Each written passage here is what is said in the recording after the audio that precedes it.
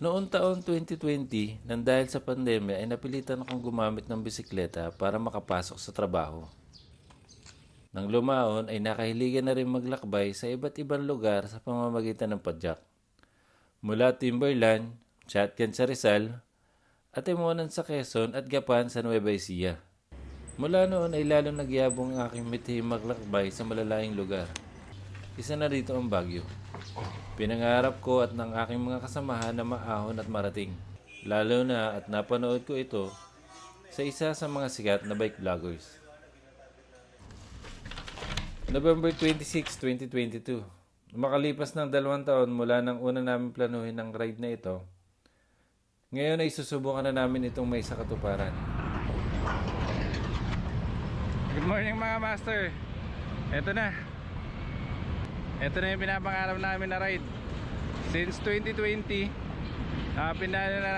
pinlano na namin to. Ito yung first day na unti-unti nating tutuparin yung pangarap na ride. Manila to Baguio tayo. Ito yung mga unang kasama ko sa pagplano rito. Si Danny. Morning, Yan. mga kapadyak. Kasama si Scotland. Isa to sa mga Morning. kasama sa plano. Pero tutuparin natin to. Kasama si Tams, si Mandani, yan, busy mag-vlog. Hello, good morning sa lahat. Alam na kung sino ha. Ako na naman. Munting na kaming umalis. Munting na talaga. Okay, eto na. Manila to Baguio. Let's go!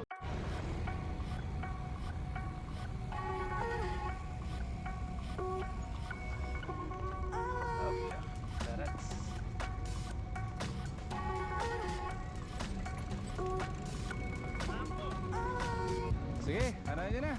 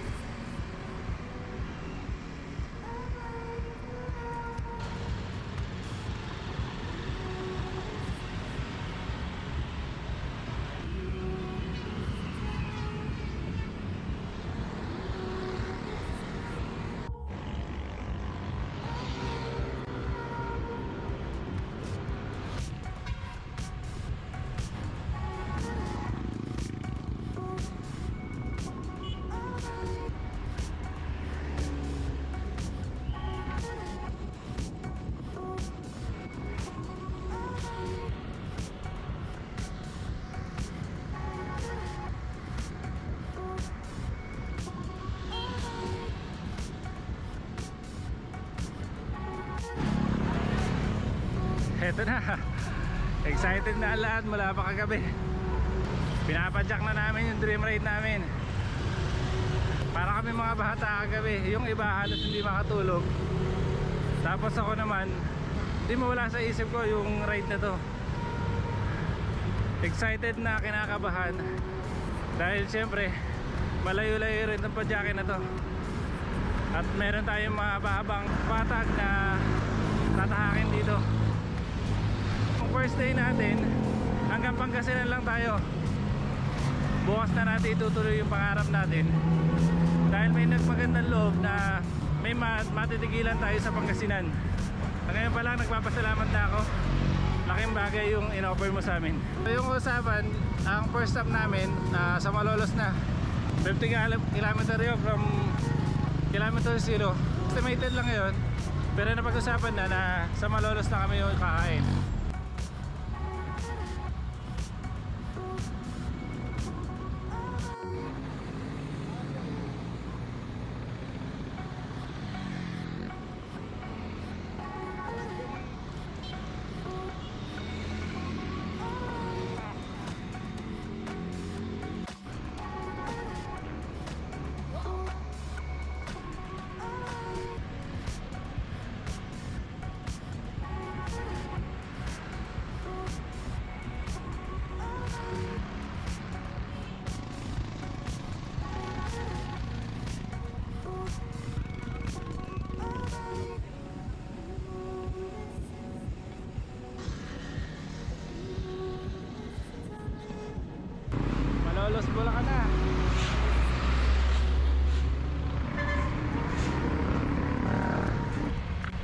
first stop. Almusal muna kami rito. Tapos na mag-almusal. Ang usapan, after 40 kilometers ulit, posible yun yung tanghalian namin. Yung mapapadaan dito sa Malolos at gusto nyo makita yung aeroplano, dito sa shell na to, after ng shell na yan, nakikita nyo na yung maliit na aeroplano. Oh.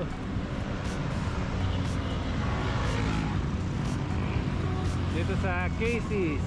Ayun, ayun.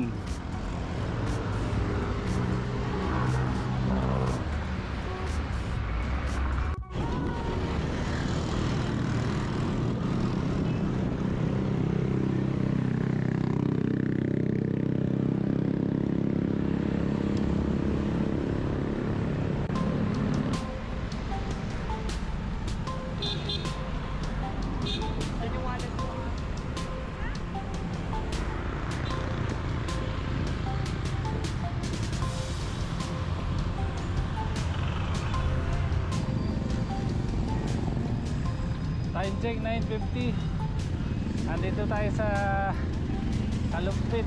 Dito tayo nakaranas ng unang medyo mahaba-habang traffic. Saka yung kalsada medyo masakit sa kamay. Jed's Island Resort. Eto, makakapagpa-picture siguro tayo ng maayos-ayos dito. Last time kasi may ginagawa eh. Yan na, Pampanga. Time check 9:55.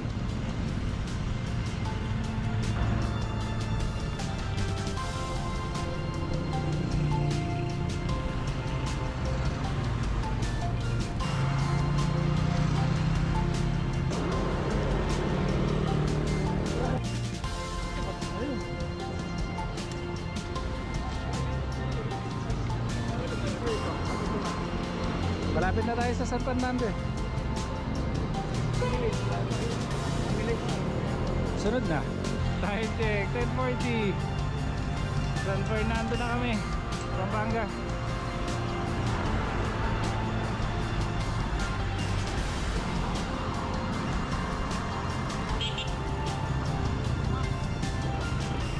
Itong ride na to, abutin to ng mga 280 more or less. Kasi dadaan pa kami ng San Jacinto. At yun, San Jacinto rin yung tatapos nung day 1 namin. 2 days kasi to. Itong day 1 namin, mostly flat lang talaga. So dito pa lang sa Pampanga, medyo naboboring na kami sa haba ng mga patag. Tsaka nararamdaman na rin namin yung init. So ngayon mga 35 degrees Celsius na. Kaya medyo mainit na rin. Ganda siguro sa gabi na ito. Hindi natin makakita yung ganda ng decor nila rito. Dito tayo. Ah, wala.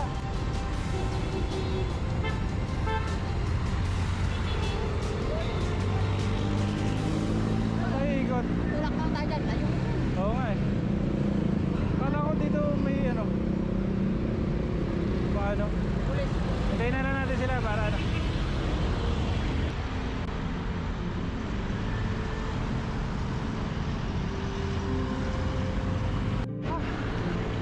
Dito tayo. Hee! Andari. Bike lane, no? Bike lane. Oo. Grabe, nakakaupos ang init. 45. Buta na lang kung kahit pa paano may bike lane na ganito, oh.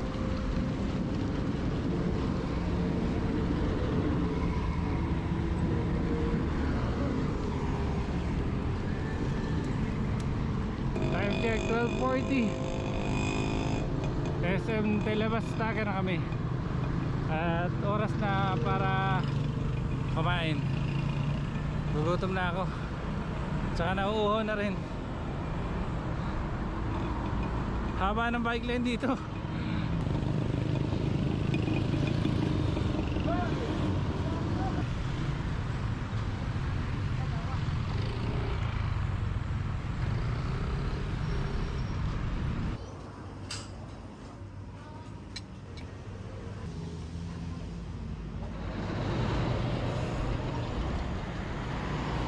Time check 12:59. Nandito pa rin kami sa Angeles City, Pampanga.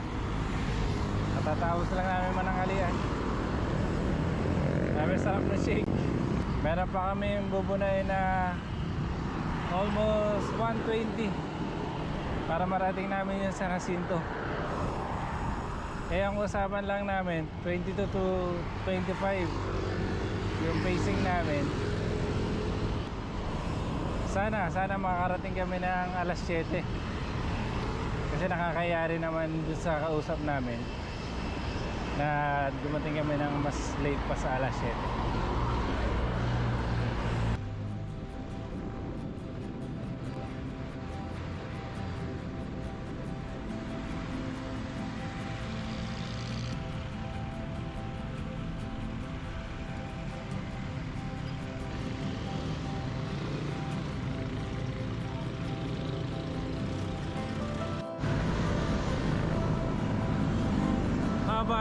Mahaba rin pala itong Mabalacat City na to.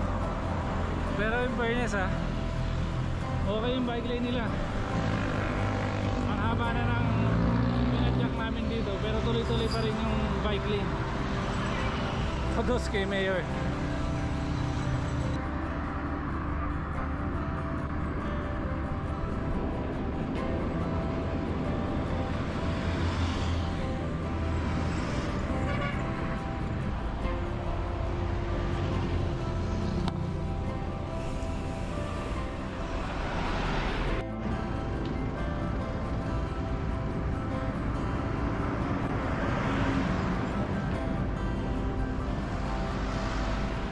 Time check 14:36. Tarlac City na.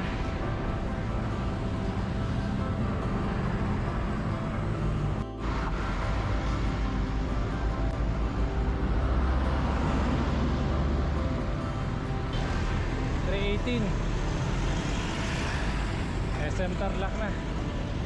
Medyo matraffic pagdating dito. Iba talaga pag ditry mo ito ng araw. Grabe, lulusawin ka sa init dito. Tsaka mananawa ka sa patan.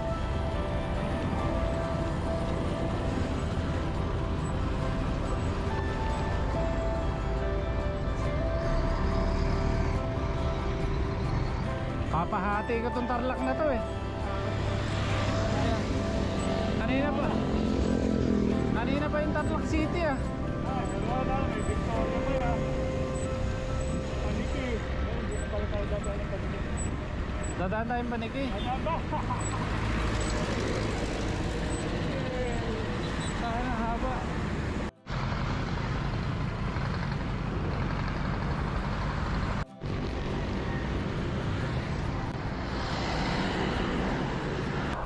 Oras 4:17.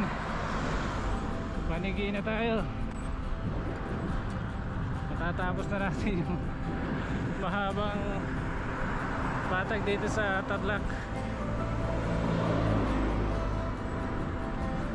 Konting kembot na lang, Pangasinan na tayo.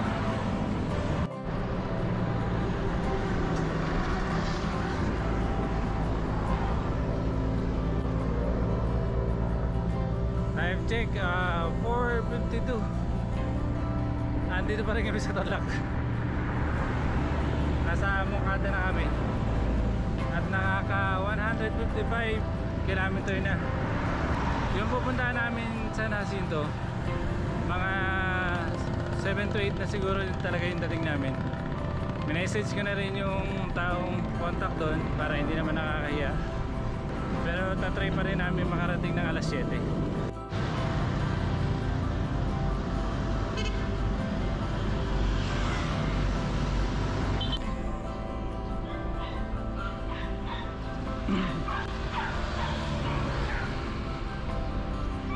Itong Tarlac na to, kahit medyo mahaba, magaganda naman yung kalsada. Lalo na din sa Herona. Pati rito.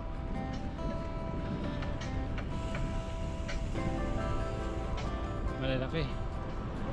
Malalaki yung kalsada nila. Ganda oh. San Manuel Town Hall.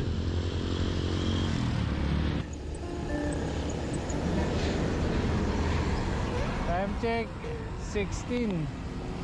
Andito na tayo sa Rosales, Pangasinan. At ako'y antok na. Galing pa ako sa duty kahapon. Ngayon ko nararamdaman yung pagod. Pero konti na lang. 30 kilometer na lang to. Tatagay natin to. Oy! Mula SM Rosales ay may 32 km pa kami papadyakin para marating at titigilan namin sa unang araw sa San Jacinto, Pangasinan.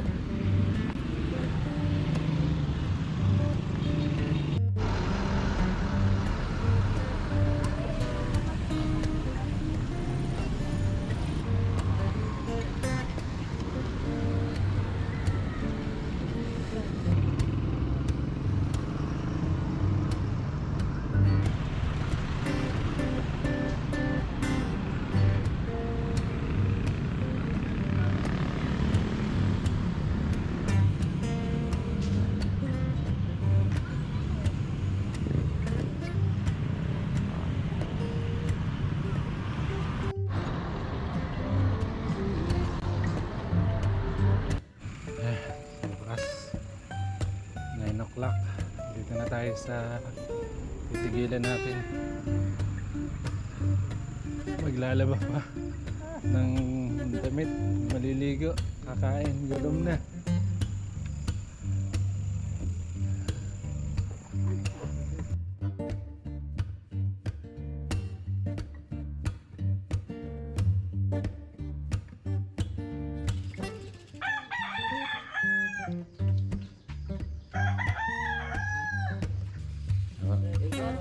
Thank you po. Marami pong salamat.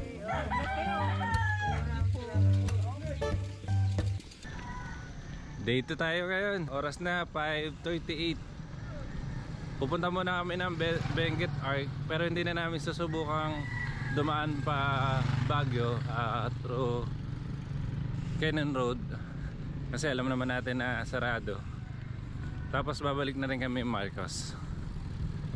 Tapos ang daan namin dito parang paikot, kakanan kami pa Rosario.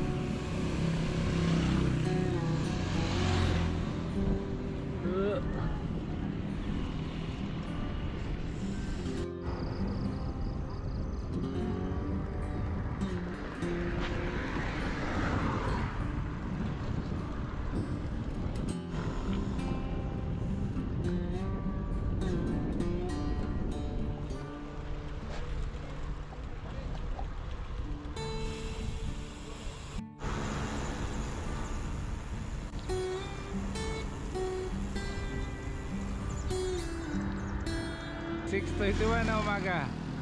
La Union na kami. Yun.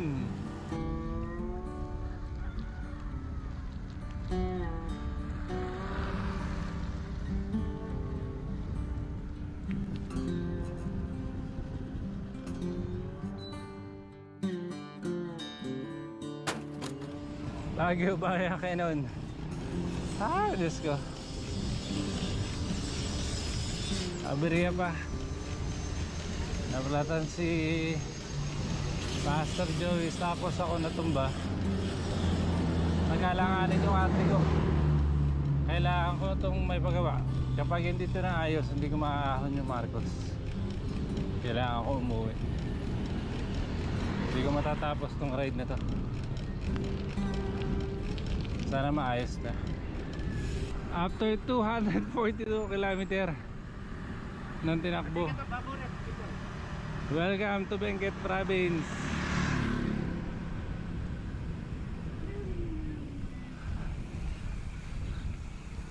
After namin mapuntahan ng Benguet Provincial Arc, kinailangan namin bumalik patungong Rosario Santo Tomas. dahil kailangan kong ipaayos ang aking RD at doon din ipinaayos ni Joey ang kanyang wheelset. Kaya minabuti na namin tahakin ang daan patungong Agoo. Oras 9:33, katatapos lang namin magpagawa sa bike shop ng bike. Laban na to. Tingnan lang natin kung magiging performance ng RD ko pag gumaahon na. Pero so far okay naman. Wala, suko na yung mekaniko. Hindi na raw niya may adjust. So, pero try pa na natin iahon. Nandito na rin naman tayo eh. Laban lang. Para sa pangarap.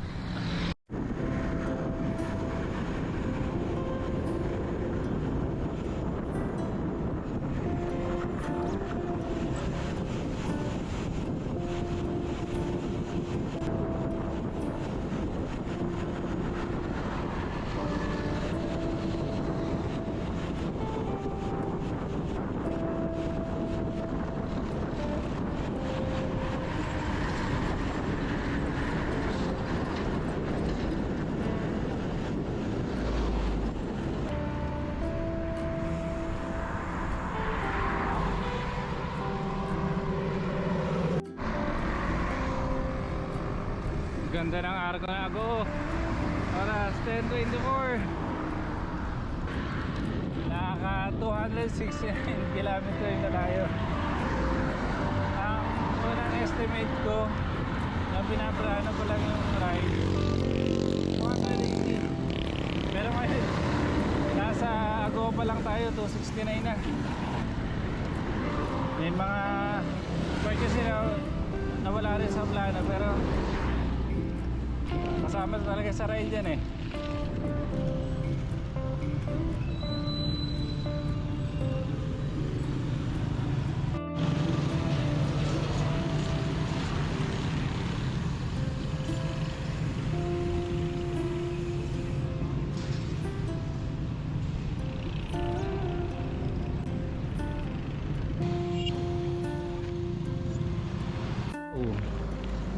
Asperas Highway. Medyo Baguio Pills na rito, hindi pa lang ganun ka lamig yung klima, pero yung mga puno saka yung klase ng ano, more on zigzag na.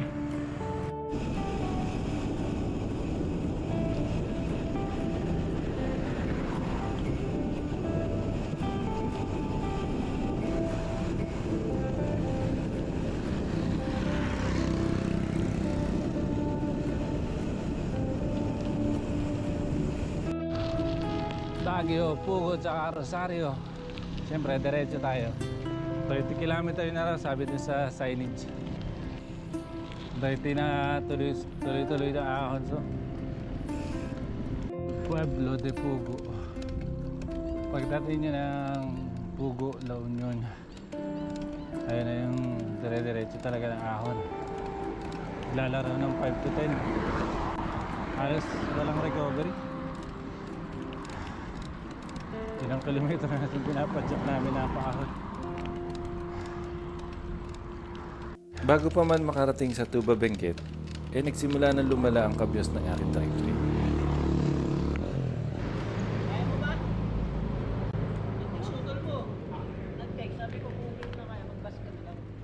Itaas. Mainit sa nabinit may nang hilang mo. Hindi mainit. Naalala ka lang ng utong mo.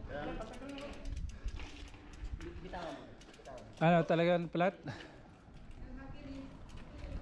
Ano na sila? Pre.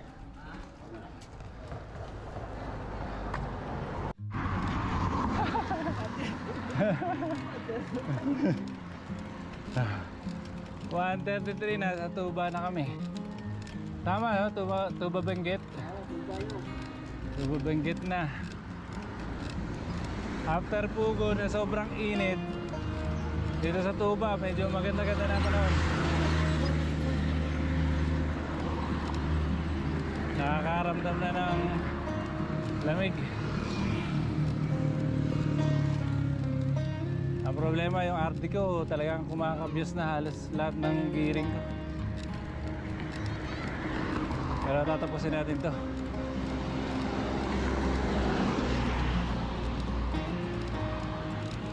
Tsatsagayin natin.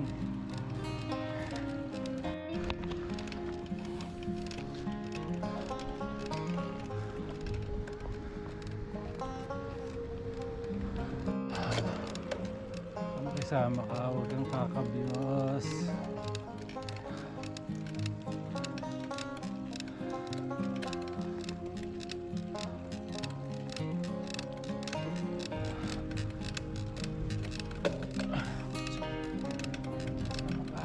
Kunti na lang.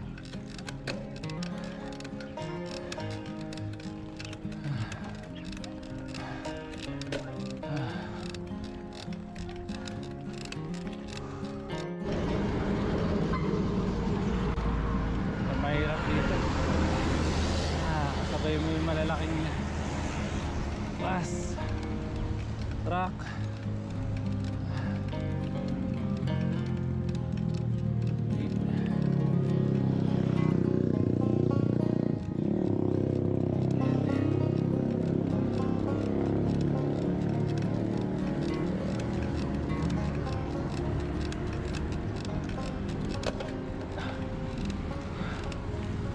Pa. Abiyos na naman.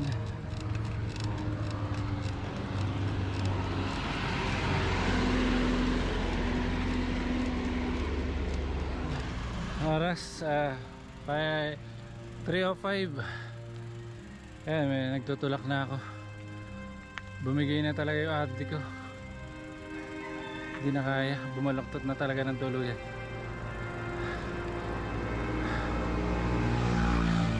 Sayang, konti na lang. Less than 20 kilometer na lang to. Hindi ko pa matatapos. Bale, may next time pa naman. Bahala na. Posibleng rest back na lang to. Sa huling padyak ko ay nakaramdam ako ng pagkatalo at panlulumo. Dahil alam kong hindi ko na mabubuo ang pinangarap na padyak sa ngayon. Yung RD ko po, Ganun? hindi na po makakambyo. Tapos nung dinirekta na po, Oo. kumakalas din yung kadena. Ganun? Saan ka galing yan? Manila po. Ay, malayo. Opo. Ano oras ka umalis doon? Kahapon po ng ng alas 6 po. Ay, ganun? Opo. Hindi, wala kang kasama? Hindi, pinauna ko na po sila kasi may mga pasok sila bukas eh. Kailangan nila makapag-book. Ganun? Oo, nakakaya naman ako kung makabala pa rin sila. Pero na-realize ko nung nakita ko ang mga kasama ko na nakumpleto nila ang ride na ito, ay maituturing ko na rin tagumpay.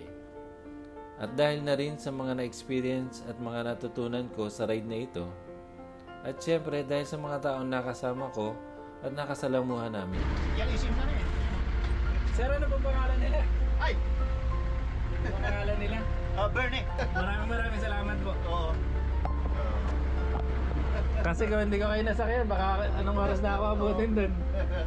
Mas maganda magantay dito kaysa ron sa iskin. Sige po. At least dito dadaan sila. Maglibag-libag na muna dyan. Mula kay Mark na tumulong kay Joey at Larry sa day 1, kay Joey na pinilit tapusin na nakangiti kahit na may nararamdaman, kay Tams na lagi nasa unahan kasama si Escalan para magtrangko, kay Erwin at Danny na ilang beses pinilit inayos ang aking drivetrain para lahat kami isama-samang matapos ang ride na ito. Kay Bunso na hindi sumuko at nagpakita ng determinasyon para matapos ang mga ahon na pinagdaanan. At kay Mendani na lagi nakaalalay sa akin at hindi ako iniwan hanggang sa huli. Sa mga taong tumulong mula sa umpisa hanggang sa huli. Kay Henry na hindi pa man nag-uumpisa ay nandyan na. Kay Ate Vilma kasama ang kanyang buong pamilya sa bukas kamay na pagtanggap sa amin sa kanilang tahanan. Sa mga tao na kasalamuhan namin sa daan na hindi nagatubiling magbigay ng tulong, tubig, pagkain. At kay Sir Bernie sa walang alinlangan na pagpapasakay sa akin upang makarating sa Baguio City. Maraming salamat. Hindi ko man nakumpleto ang kilometro na kailangan kong padyakin sa araw na ito. Napuno naman ito ng purong kabutihan. Ang pangarap na mapadyak ang Baguio sa ngayon ay mananatiling pangarap.